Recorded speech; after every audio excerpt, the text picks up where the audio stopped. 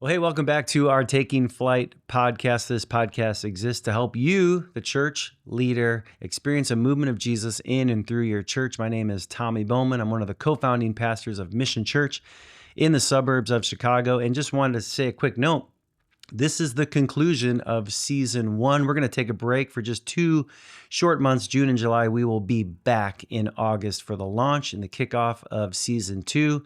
So pay attention for the launch of season 2. We just thank you so much for journeying with us. It's been a joy to equip you as you experience the movement of Jesus through season 1. Today, on the final episode of season 1, we have a very special guest, my wife, Jessica Bowman. She has faithfully led our Mission Kids ministry for 15 years since day one. And what you're going to hear, what I want you to pay attention to, is how kids ministry in a missional church that wants to experience a movement of Jesus is not something that just gets shoved off in the corner.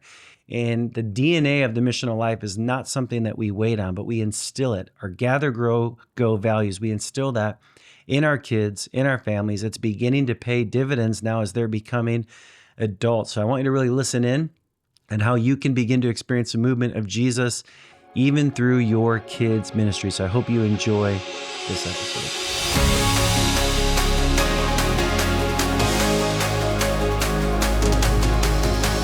Well, with me on the show today is, I think it's easy to say, my favorite guest that I've hosted yet, my wife of, in a couple months, 20 years.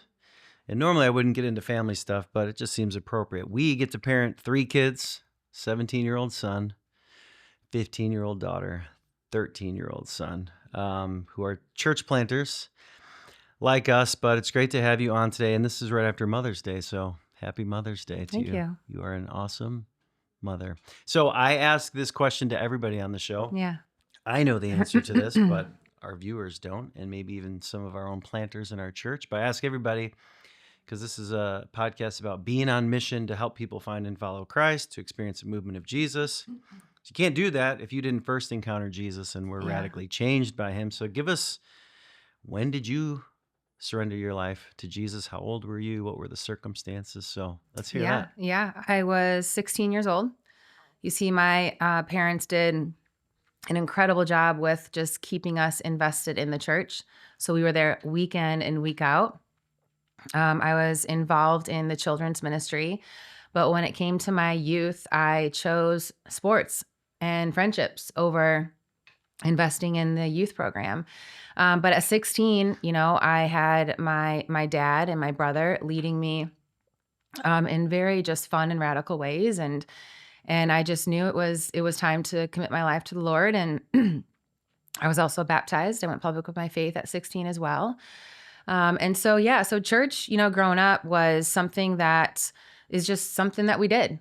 But sometimes you don't realize what you were lacking until you live beyond those years. And as I reflect back, one area that I did not understand was just the importance of relationship within the body of Christ, and also that ongoing growth and relationship with the Lord and Savior. Yeah, that's awesome. And your formative years in your faith, you were attending Community Christian Church, led and started by Dave and John Ferguson. Absolutely. Now our friend Ted Canaris Yes. is the lead pastor there. So shout out to anybody from there or connected to their great church. And that's where we started going when we started dating, which led us to become church planters. Absolutely. Really tied to the church that you were going to. It sure did. Very cool. John story. And Dave were on our doorstep when I was 9 years old. Yeah. Knocking on doors. They were about to open up the yellow box, asking, hey, what would you like to be true of a church? Yeah. And my parents just boldly declared, we need a place for our children where they would have fun, they would enjoy, and really understand the gospel. Which is such a cool full circle thing. Now you get to be that Absolutely. for the families of Mission Church. So Jess has been in her role leading all Mission Kids for 15 years now, since day one, founding staff member of this church. By the time this airs, you'll be moving into leading middle school as well. So you got all things babies through 8th grade. 8th grade, which is a lot. So talk to me. What we're going to aim to do in this episode is, the listeners, the viewers, you're going to hear a little bit about kids ministry in general, but what we really want you to capture is How does a church aimed at a movement of Jesus affect all areas of church? Because it really does. It affects what we do for 55 and older, students, young adults, through our worship, like everything is through that lens. And you guys have heard our values of gather, grow, go. So maybe start by telling us, like, in a sentence, like, what's the big vision of Mission Kids and for our families? We have a weekend vision and then we have a weekday vision. And so I Yeah. actually have two sentences for you. So, our weekend, we are passionate and do this intentionally in circling up kids alongside their peers, but also a trusted team of volunteers who are partnering with parents to help parents and the local church help kids find and follow Christ. So that is our weekend vision. Our weekday vision, we have a desire to help families follow Jesus together throughout the week in three places: in their home, in their neighborhood, and in their schools. It's very clear as you look at a life of a child that God places them in three prominent places: home, neighborhood, and schools. And so we are very intentional about how we partner with parents throughout the week in those areas. Love that. And when we get into the go of Gather, Grow, Go, you'll hear more about home, neighborhood, school. But just two things you said that I think are important to point out. You've always been great at partnering with parents. That's a thing we say around here a lot. We're the secondary voice, supporting them as parents as the primary voice. So kudos to you. If we get into Gather, Grow, and Go, we'll start with Gather, of course. Parents are lined up at all four of our services. They're about to check in their kid. What are you communicating to a parent about what their child is going to experience? What are you doing to build trust? Because it's a big deal, especially for a newer parent. You're leaving your kids in a wing of the building, and they go off to adult service. So they're entrusting you with a lot. So what are you kind of setting up as the experience, and how you building trust with parents? Parents care about safety first and foremost. The parents who are listening know that to be true. And so they're asking the question, is my child safe here? And so we begin with sharing about our volunteer culture. We're volunteer led, staff supported. All of our volunteers go through a form and background check process and training 3 times a year.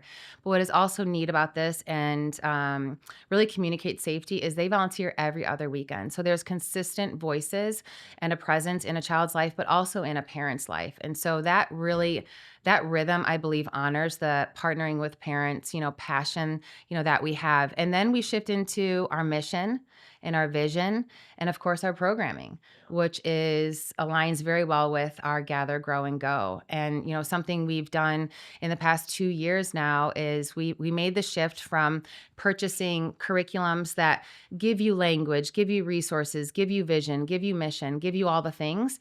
And we really simplified it, and we found our own identity, which matches our church's identity of Gather, Grow, and Go.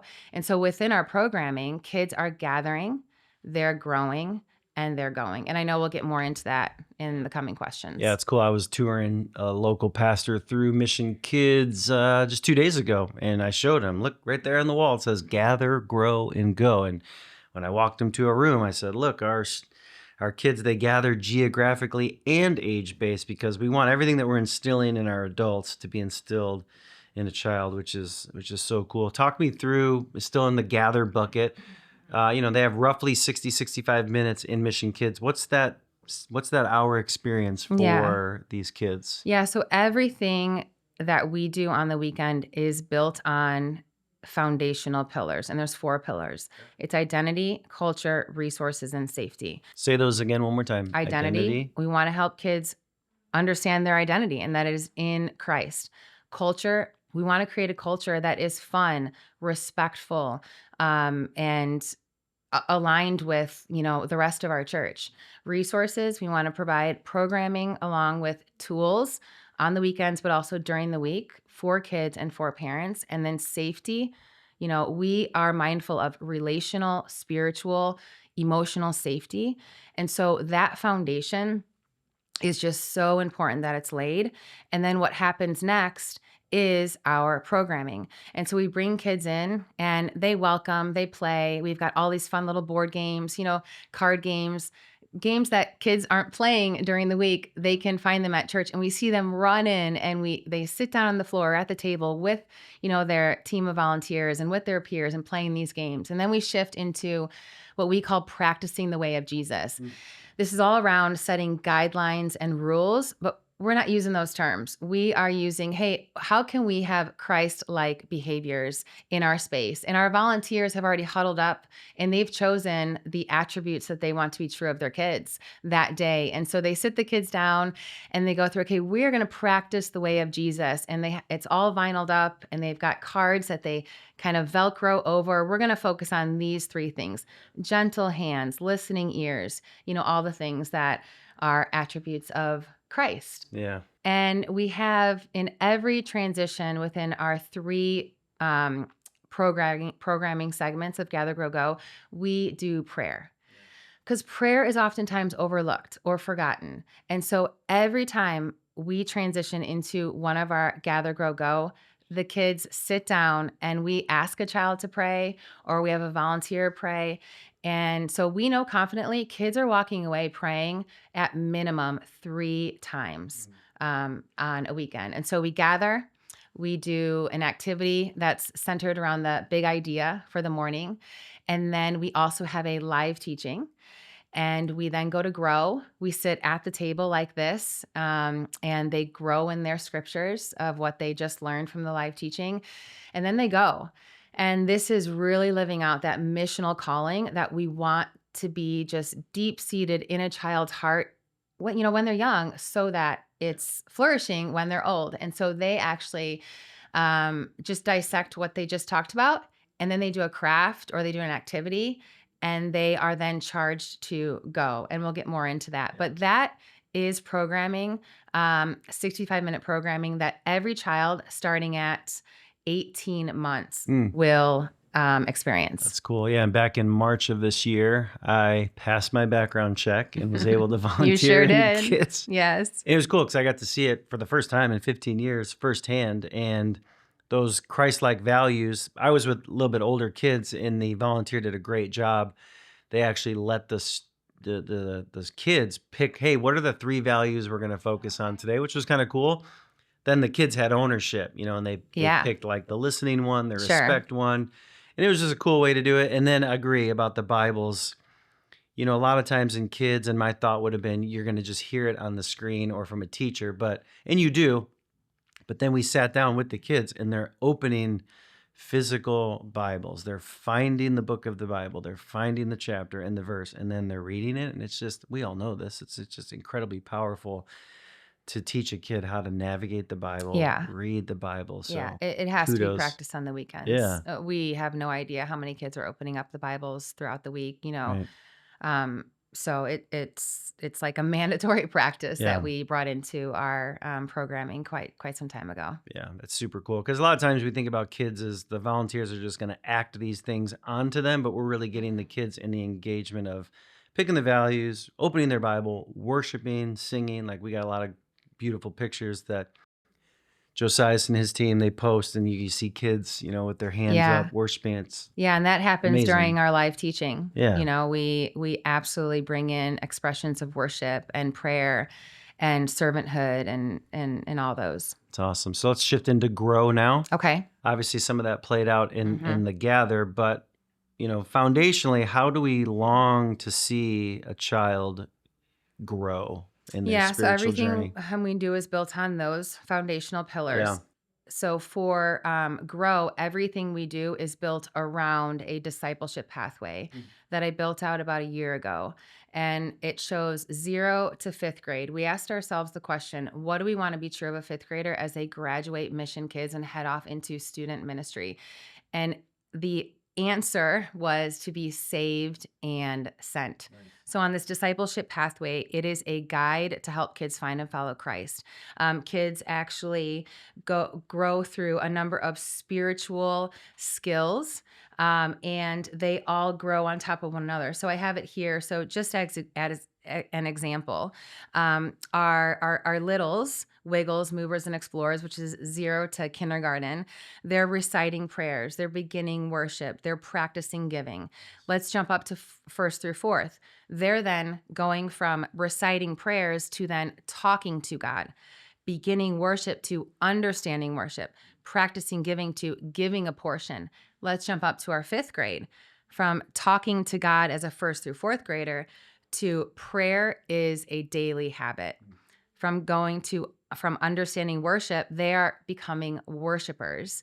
And then the giving portion is they are cheerful 10% givers. So as they grow through Mission Kids, these faith skills are also growing. But we can't do this alone on the weekends. So every family has gone home with a discipleship pathway, and we communicate to them like, we want and desire your partnership in this so that they're growing in these skill sets throughout the week and practicing them on the weekend as Yeah, well. that's awesome. And it's a really intuitive process. If you're watching on screen, I'll just kind of hold it up for you and we can get you these resources if you want to email us. It's just really intuitive, like I said, because when they're younger, you're just introducing these things, but then as they get older, you're helping them practice and actually experience them and instill these things in them. You talked about, okay, we do this for 60 minutes, but then the primary voice and the primary discipler of a child is not the church, it's their parents. And so we want to hand off really well. You talked about partnering with them. So what does that look like on a weekly basis? How are we partnering with parents so that discipleship is happening in the homes within our families? How do we do that? Yeah. So, on our pathway at the very beginning, when our kids are in the littles, 0 to 17 months, we really advocate for child dedication. I would say we do child dedications a little differently. We've really, I think, leaned into this partnership within the family and the church. And of course, we also lean into an additional party, their friendships and family members. And so it's three parties, three entities that really create this circle to help families raise their child in a village. And so child dedications for us is a parent's commitment. And before they even step on the stage for child dedication, parents have to go through a couple, yeses. Yeah. They have to be saved, have professed their faith in Jesus. And they have also needed to go public with their faith, this public commitment, because as they stand on a stage and make their public commitment to raise their child in a home that knows and loves the Lord, they too have Right. to have also gone Which is and a done form of that. discipling the parent before Absolutely. they begin to Right. And disciple their so child. really child dedication is a form of discipling the Yeah. parent so that they can disciple Yeah. their child. Good. So we start in that way. We also start with every child receives their first Bible at a very young age. And with that Bible, we have a bookmark that provides a suggested, plan for them to go through with their child. And another way we partner with parents, which we might get into this expression when we talk about go, but we've tried all the things throughout the years, especially when we would purchase our curriculum, we would have a number of parent resources, like the weekly handout or the different cards or the magnets. What we discovered, and it took us some time to discover this, is our families love the placemat. The placemat is designed. I designed the placemat. I take what we are going to learn in the next 3 months. It's a 3-month placemat.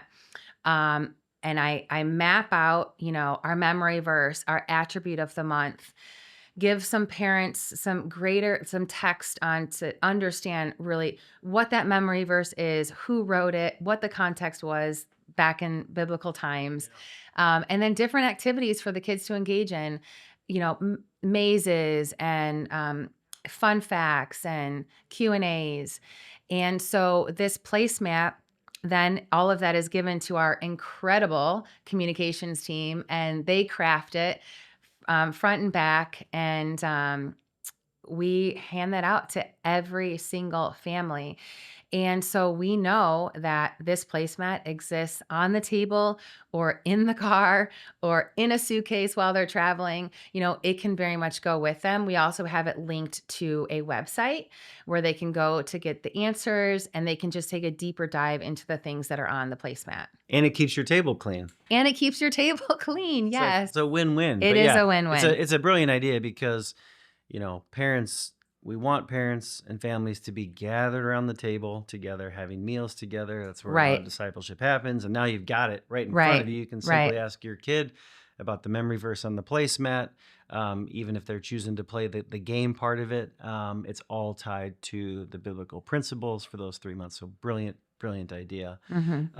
Wish we thought of those when our kids were at I placemat know. Wouldn't level. that be fun? Now they just make a mess still of the table. We need to get them the placemats. Okay, so another thing that you've really championed in our church is this idea that kids are not the future of the church. Kids are the church, Yeah. which is really powerful. So I'll just say that again. Kids, like, you're settling if you're saying the kids are the future of the church, and they are, but they're actually an integral part of the church. So Right. how is that conviction that you've championed shaped our church and Mission Kids? I'll just say this, like, language matters. And so kids at a young age, they are forming their understanding of God. And so the language we use matters.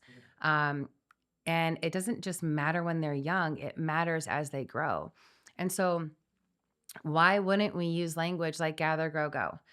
Why wouldn't we use a mission statement helping people find and follow Christ to helping kids find and follow Christ?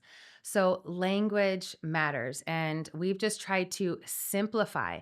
The years of using curriculum that is so heavy theme based, we would put all of the decor. I remember at the end of that season of using it, I remember us standing at the very top of the Mission Kids hallway and you just being like, Jess, will you just look out? What do you see? And I was like, oh my gosh, it is so unclear of where we're headed. Are we becoming construction workers? Do we care about God? Do we even have the Bible, front and center? And there was all of this, I'll just say noise because it was noise. Yeah. We had things vinyled and taped and hanging and all the things. And thank you for that moment, by the way, for bringing me to that because I wasn't seeing it because I'm so much in it. And that's what happens with children's ministry directors. We are so much in it. And so I was able to take it just a step back and be like, oh, we have got to reset. So as you walk into our space, it's neutral colors, gather, grow, go, our vision statement and our mission statement and our discipleship pathway. And that is it. Every so often I'm right. Not all the time, but occasionally. So thanks for hearing me out on that Of one. course. I think it was like set up as a zoo that particular week. And I'm I pretty was sure. like, Yep. I They was were like, I guess hanging it's cool, but inflatable animals yeah. everywhere, monkeys hanging from the ceiling. Yeah. No, it's great. It's way more clear. I mean, the discipleship pathway is clear. The gather, grow, go, the vision statement Yeah. around home, neighborhood, school. So well done. It's clear for kids. It's clear for parents. And it's clear for volunteers. Yeah. And it's clear for us as a staff too. Absolutely. Like we know how gather, Absolutely. grow, go plays out now Absolutely. in kids. And So let me just add this. Yeah, just please. so that we didn't just strip all the fun, Yeah. right? I know how fun it is to have like friendly characters among the space, right? And so many years ago, I designed Vinny. Yeah. Vinny is this Italian kid, very kind of among our culture, our demographic. Yeah. A lot of Italians around Italians. here. A lot of Italians. His around real here. name is Vincenzo, but we call him Vinny. Yes. And so Vinny is just a friend. Yeah. And he has Franny, who's his yellow lab puppy. Okay. And has Is that influenced by your yellow Yes. lab? Okay. Yes. Not mine, but yours that lives in our house. And then, of course, there's Gizmo, this wonderful owl who brings a ton of wisdom. And so Vinny and Franny and Gizmo, they're on the placemat. They have a presence throughout the week. They don't have much of a presence in our programming, but they are on the wall with our vision statement, which is weekday focused in the home. Love that. And we had a good friend of ours in our church, Luke, illustrate these characters. He sure did. And I think the lesson there too is you have people, if you're listening or watching, you have people in your church that are gifted to do these things. Yes. Of course, there are moments where there's a lot of great resources out there that are wise to use. But I think coming back to, hey, based on your mission, vision, and values as a church, what can you develop, including artistic characters? So kudos to you guys again on that. Under the go bucket, like saved and sent, which I love. It's so simple. what does that look like? Right. How are we sending kids and families out? Where are we sending, Mhm. and what's that look like? What does going missionally look like for a kid Yeah. and their Yeah. parents? So I said a little while ago that, kids are really in three prominent spaces: the Yeah. home, neighborhood, and school. And so we zoomed out and we looked at our discipleship pathway from 0 to 5th grade. And we said, okay, when we look at the ages of these kids, where do they spend most of their time? And so 0 to 5 is the home.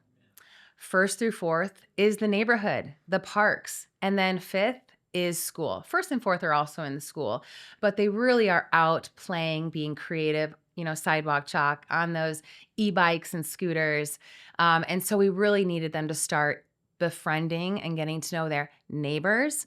And then once they get into crew, which is our 5th grade space, they really are on mission in their school. And so the last portion of our weekend programming is go.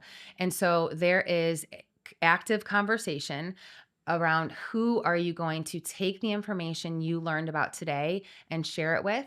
And then what are you going to take? So, like, for example, our crew, our 5th grade, they're making keychains to put on their backpacks because it'll be a source of conversation with a classmate in the school. Or they're making cards and they're putting one in their lunchbox on the, during the week so that they could pull it out and have a fun little conversation or game with their peers. Our 1st through 4th graders, they're making things that they can put on their bike or stickers they can put on their roller skates. And then we look at our 0 to 5, 0 to kindergarten in the home. So they really are on mission in their home with their family. And so we actually have kitchens set up in our spaces. So we're practicing, okay, say the big idea to your mommy and daddy or your brother and sister. And so as we see kids progress in Mission Kids, they become masters in being on mission in their home.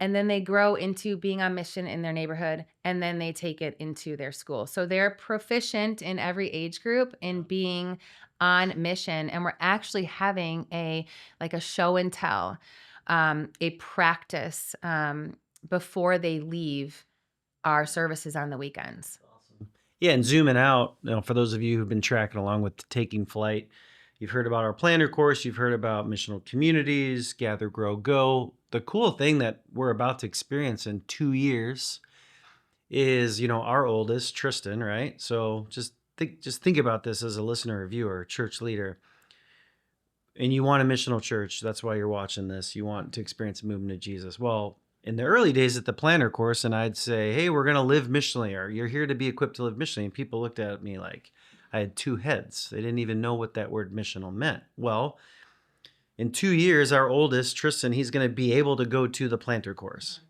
Yeah. When I say to him, you're going to go missionally, he's not going to look at me like I'm crazy. He's going to literally know what I'm talking about because he grew up in a church where it was instilled in him, I'm going to go on mission in my home, in my neighborhood, in my school.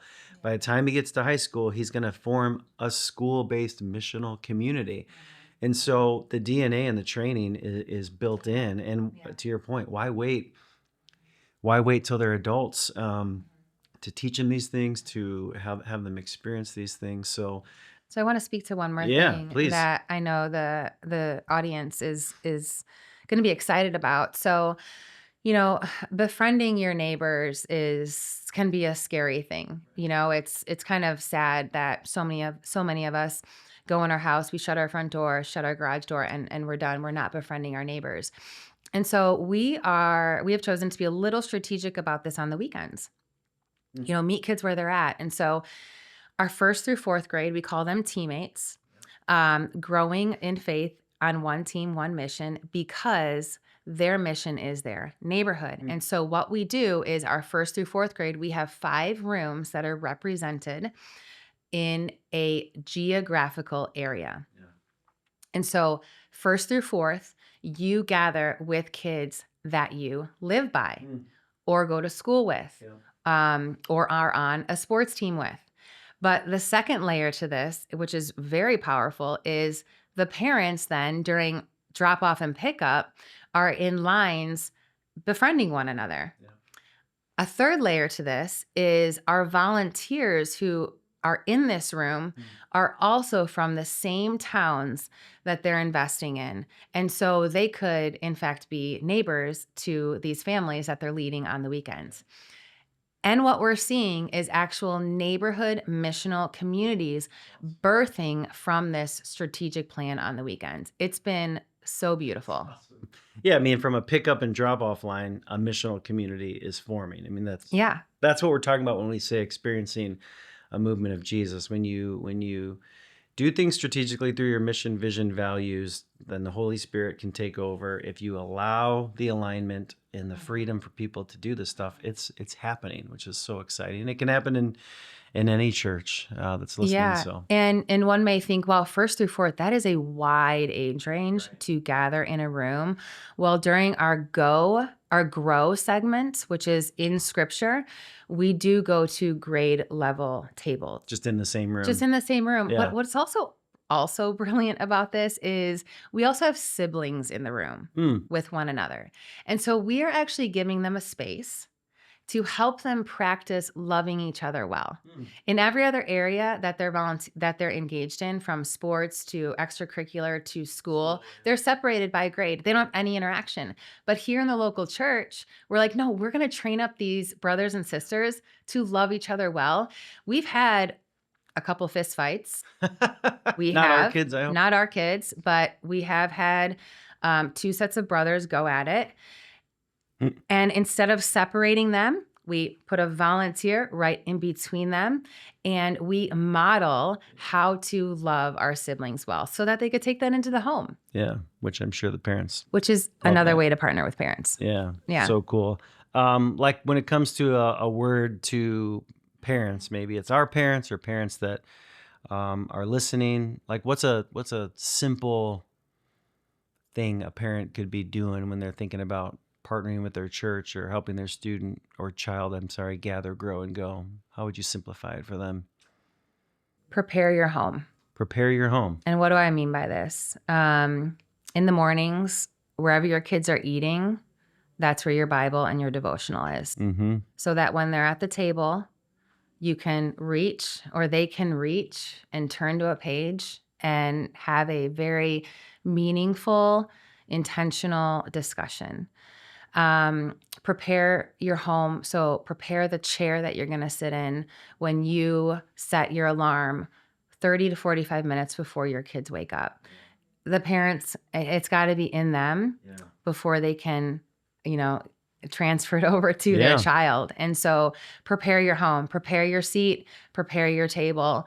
That all happens the night before. Yeah. And you do a great job of that. I tell the story all the time, but growing up with my parents, the way our home was set up is my brother and I's room was at the end of the hallway opposite my parents, but to go into my bathroom before school every morning, I would get a peek into the corner of my parents' bedroom, and I would see my dad every single morning sitting at his desk reading his Bible. He never had to say to me, read your Bible. I knew it was a value in our home because I'd see him do it every day. And we have done, by the grace of God, we've passed that on. We've learned that from our parents. So you sit at the end of the dining room table, which is the first thing you see when you come down our stairs. And I sit in the brown leather chair in the back room. And sometimes I'll even linger if I'm done long enough so that they just see me there reading my Bible. I don't say, hey, I'm back here reading my Bible. But they see us every morning reading our Bible. So we're believing as parents that our oldest has definitely caught on. Yeah. And so 2 nights ago, I walk into our bedroom. You're in bed. I'm getting into bed. I just walked by Tristan's room. I'm like, hey, what are you doing? He's like, oh, he was reading in Exodus. I go, I just read Exodus chapter 1. And I'm like, you're the best. We didn't tell him to do that. We're not great parents, but he's seeing it modeled, and any home can do that. Things like that are more caught than taught. So we are telling him to do it, but sometimes it just falls on deaf ears. Yeah. But I just think that he's picking it up from us. From seeing it. Okay, let's begin to kind of land. Okay. This has been great, super helpful. What's one thing about Mission Kids that you are the most excited about right now in this season? 15 years in, decade and a half. Yeah. We're not getting any younger, but we are still excited. What's the thing you're most excited about? Our volunteer team. Yeah.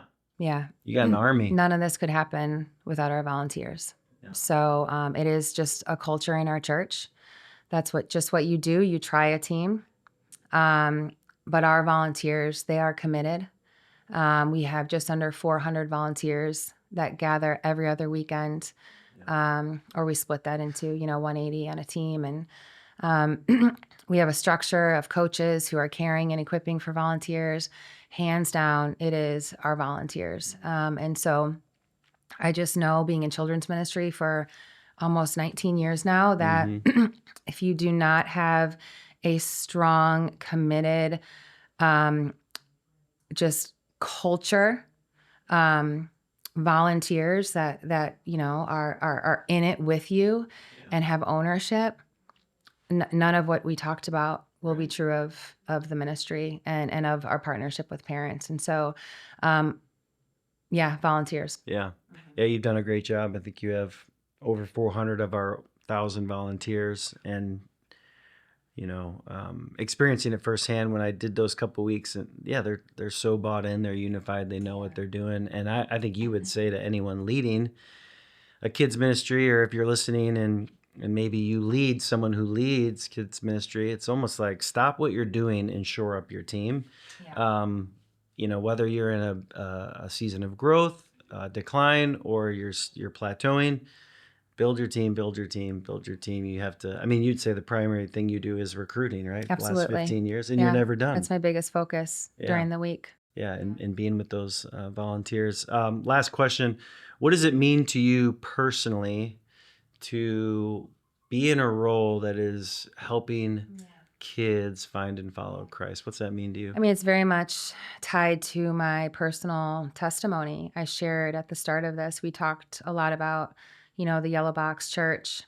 I was 9 years old when my parents made the switch to that non-denominational Christian church. And there's just something in that is just so tied and so special to my heart that never did I see a day that I was going to be in this role. I was a high school health teacher, loved it, felt like I was living my dream, and I was, and coaching and all the things. And so when I was invited into this role of children's ministry, I just was like, But I took to it and I dove in. And what I soon found out is, yes, it's about helping kids find and follow Christ. Yeah.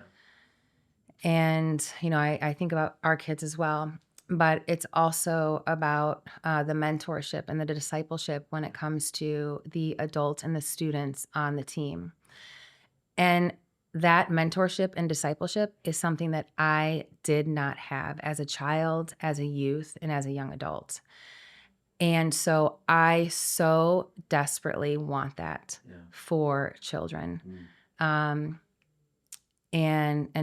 that's just why, it is just personal work for me. Yeah. And it's just so clear that it's the calling on my life. Yeah. Well, great job. You've done a great job, faithful job. Mission Church would not be experiencing the movement of Jesus without your leadership. So thank you. We still got a lot more in us, right? We're still young enough to keep growing. Young is what I like to call it. Yeah, so hopefully that you picked up more than anything that as you experience the movement of Jesus in and through your church, do not exclude kids and or students or any age. Instill it. They're not the future of the church. They are the church now, and it's only going to pay dividends in 10, 15 years if you take the long view. They're your future missional community planters, so instill these values in them.